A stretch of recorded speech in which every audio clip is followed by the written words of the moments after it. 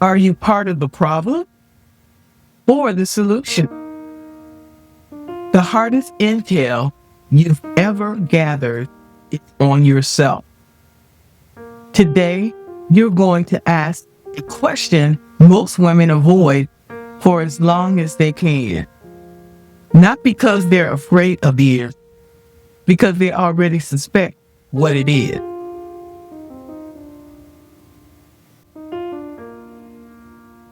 Are you part of the problem? Or are you part of the solution? The honest answer is usually both. I want to say something before we go any further. This is not a piece about self-blame. The systems you're operating in are real. The bias is real. The unfair load is real. None of that goes away.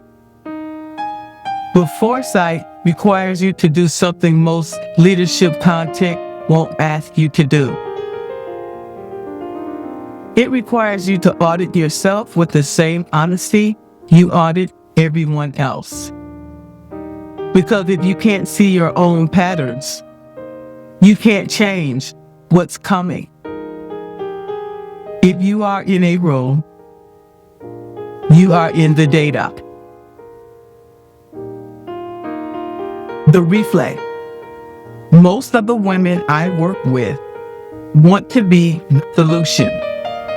They've been the fixer their whole lives, the one who stepped up when no one else would, the one who carried the team, the family, the project, the legacy. That's not vanity. That's survival. When you grow up in a system that scapegoats women, especially marginalized women, you learn fast that being indispensable is one of the few forms of protection available to you. So you build the whole identity around being the solution, the competent one, the one they can count on, the one without whom things fall apart. And then one day you wake up exhausted, resentful, and stuck. And you wonder how you got here. You got here because being the solution stopped being a strategy and started being a cage. 3 places good women became part of the problem. Let me name them. Not to shame you, to free you. 1, the overfunctioning. You took on the work nobody else would. At first, that made you valuable. Then it made you essential. Now it's the reason nobody else has to grow. Your team isn't underperforming because they're lazy. They're underperforming because you made it impossible to need them. When you overfunction, you're not being a hero. You're holding the dysfunction in place. 2, the peacekeeping. You smooth it over. You cushion the hard conversation. You let the bad behavior slide because calling it out felt like more trouble than it was worth. I understand why. Direct women get punished for being direct. So you learn to manage the room. But here's the foresight.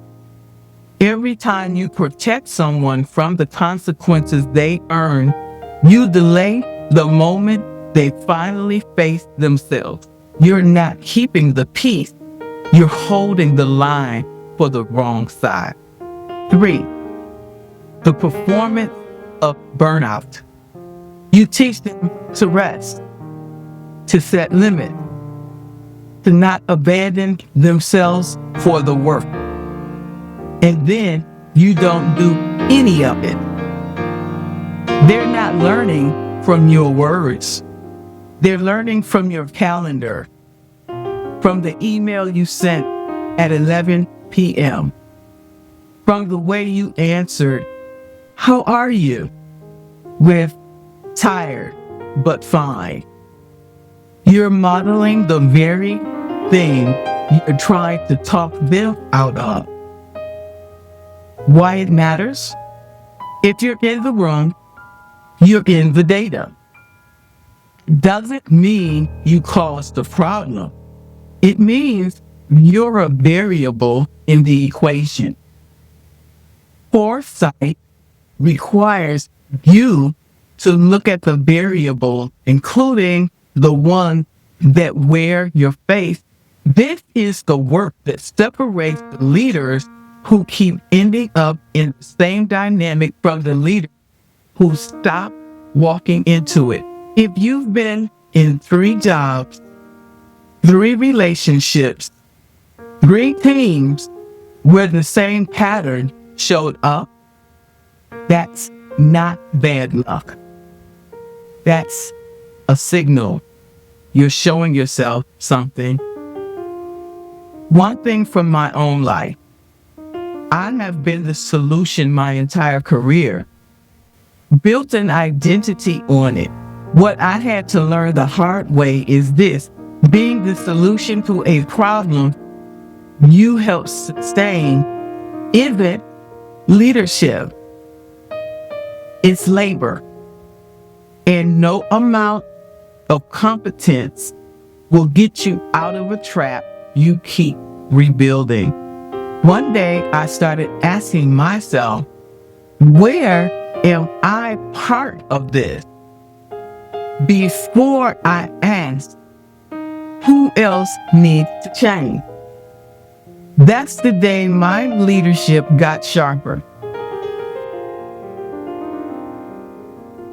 The conversion. Here's the Foresight move. Pick the situation that's draining you the most right now. The team that won't rise. The relationship that won't deepen. The role that won't expand. Ask yourself 3 things. What am I doing that's making it easier for this to stay broken? What am I afraid would happen if I stop doing it? What would the bravest version of me do this week? That's not to blame. That's intelligence. The data you needed was in you the whole time. The directive. I close with one question. Where in your life are you the solution to a problem you're also helping create? Sit with that. If you're in a room, you're in the data. That is foresight.